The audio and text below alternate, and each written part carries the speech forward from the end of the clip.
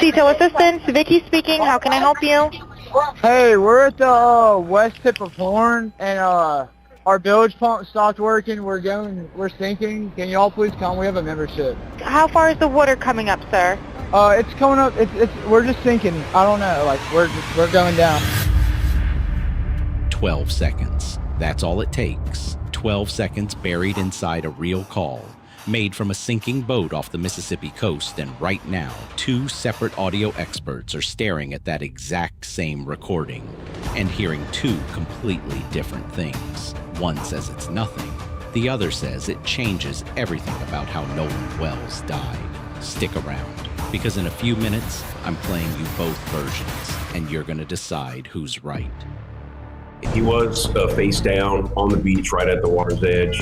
If he was sent face down, that also doesn't make sense to me. If he's face down, wouldn't blood pool just by nature of gravity this way? So right now we've got a lot of questions, but as the second doctor says, this is all still pending investigation. It's July 4th. A boat full of teenagers is anchored off Horn Island, Mississippi, when the bilge pump fails. Water starts coming in. One of them grabs a phone and calls Cito, a private towing company. And what happens in the next 90 seconds is now sitting at the center of a national investigation. The caller is panicking. He tells the dispatcher the boat is sinking, that the pump won't work, that they need someone out there now. The dispatcher tries to get basics. How many people on board? How fast the water's rising?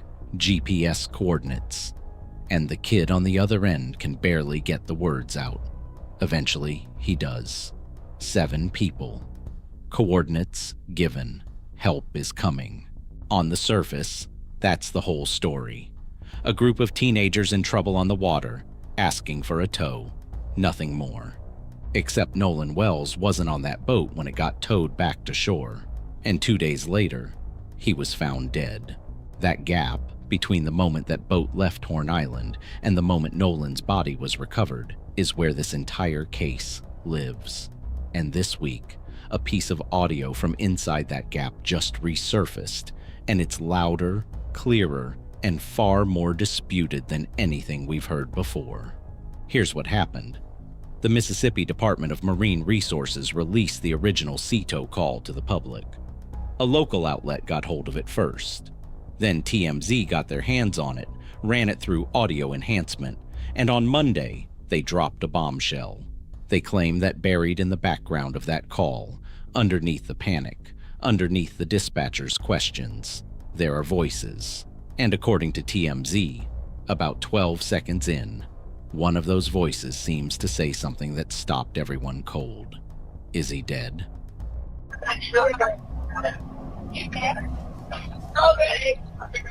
They flagged other fragments too. A name, Nolan. A shocked, oh my God. Something that could be, check his chest. Something that could be, wake up. An expletive, yelled sharply, like someone snapping at another person to be quiet. They never said this was confirmed. They said this is what it seems to say. And that single word, seems, is doing a lot of work right now, because not everyone agrees on what's actually in that file.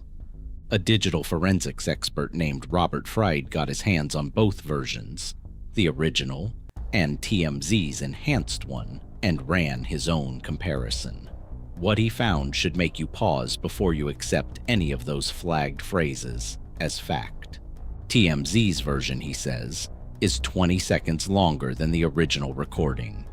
Not the same length with better clarity, a different length entirely. And when his team checked the digital fingerprint of the file, it didn't match. You can obviously see that there's a time difference right away. One's 8.5 minutes, the other one's minutes and 50 seconds. We extracted or preserved the videos from the specific websites, the TMZ as well as the WAFB website. What we were able to do there is take a digital fingerprint MD5 hash value of those two videos.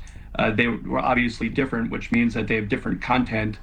He says parts of the original that were released, like account numbers and phone numbers, were redacted meaning information could be missing that we don't even know about. His team ran their own transcription of both recordings. Distorted as they were, he says, nothing close to, "Is he dead?" or "Check his chest" showed up.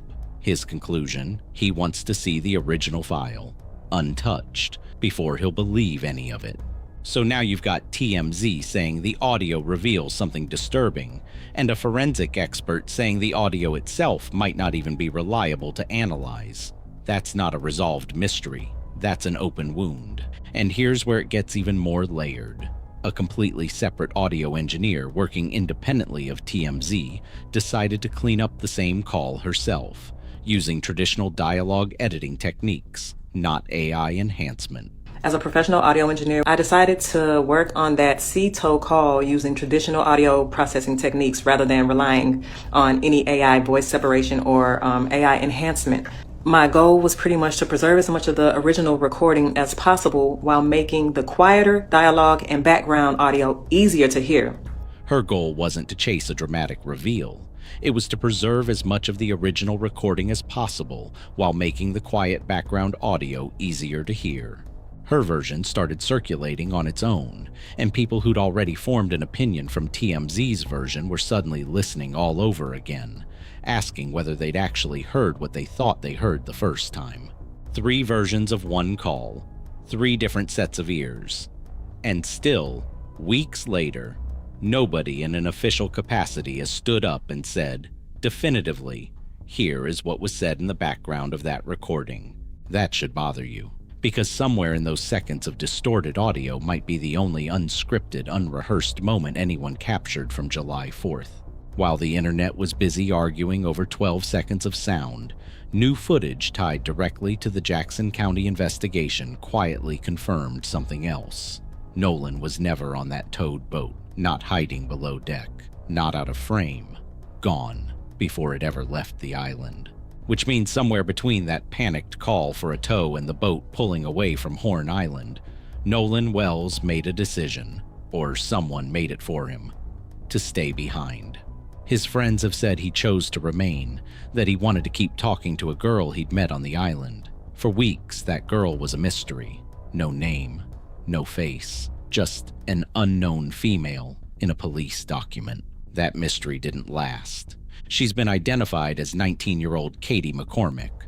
And when her sister finally spoke publicly, she didn't confirm the story Nolan's friends had been telling. She contradicted it. According to her sister, Katie believed Nolan was leaving the island, that he was getting back on the boat with the friends he came with. She assumed those friends wouldn't have left him behind. In other words, the version where Nolan chose to stay behind to keep talking to her, that's not what she thought was happening at all. So picture this. On one side, you've got a group of friends saying Nolan told them he was staying to talk to a girl. On the other side, that girl's own family says she thought he was leaving with them. Somebody's memory of that afternoon is wrong. And in a case with no surviving footage of the actual moment he was left behind, somebody's wrong is as close to the truth as anyone's gotten. Her family maintains she's cooperated fully with investigators and hasn't been accused of anything. But that contradiction, small as it sounds, is exactly the kind of detail a grand jury doesn't ignore. Here's another detail that surfaced recently, and it's not comfortable.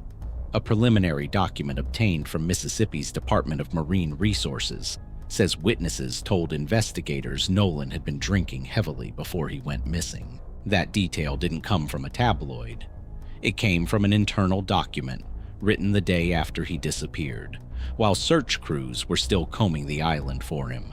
Meanwhile, the answer everyone actually wants, an official cause of death, still doesn't exist publicly. A private autopsy the family commissioned came back inconclusive. The state's official autopsy is finished, but it's sealed, locked away until a grand jury reviews it first. And a former FBI agent who's been tracking this case says that, based on what's publicly available, surveillance footage, witness statements, Coast Guard radio traffic, and the riptide conditions in that exact stretch of water, everything points toward a tragic accident. Well, with what we know, in other words, review of all the surveillance information we have, Coast Guard contact, as well as the riptide situation in that area, when you add it all together, what we see publicly seems to be an accident. But she also said something else, almost as an afterthought, that's worth sitting with. She doubts what we know so far will turn out to be the whole truth. More could still come out. So here's where this actually stands right now. Not internet theories, not TikTok breakdowns, the actual facts. Around 60 witnesses have been interviewed. The case has been referred to a Mississippi grand jury, which will decide whether anyone faces charges in Nolan's death. The district attorney is deliberately keeping the evidence out of public view until that jury sees it first. A decision prosecutors say is meant to protect the investigation, but one that's left an entire country staring at fragments. An audio clip nobody can agree on. A boat that left without him. A conflicting story about a girl on an island. A drinking allegation buried in a police document. And an autopsy locked in a vault until a jury of strangers reads it before you or I ever will. Mississippi's Attorney General has now publicly warned that anyone threatening the investigators or officials working this case will be held accountable. A sign of just how much pressure and anger is boiling around this story right now. Somewhere in all of this, in 12 seconds of distorted audio, in a boat that pulled away empty, in two people's memories of the same afternoon that don't line up, is what actually happened to an 18-year-old kid on the 4th of July. We don't have that answer yet. Nobody does. Not the internet, not even, it seems, some of the people who were standing on that island. But when the grand jury moves, we'll be the first ones breaking it down for you, second by second, the same way we just did with this call. If you want to actually understand this case instead of just doom-scrolling theories about it, hit subscribe, turn on notifications, and drop in the comments. Which version of that audio do you believe? Because right now, that might be the only vote that matters until the jury delivers theirs.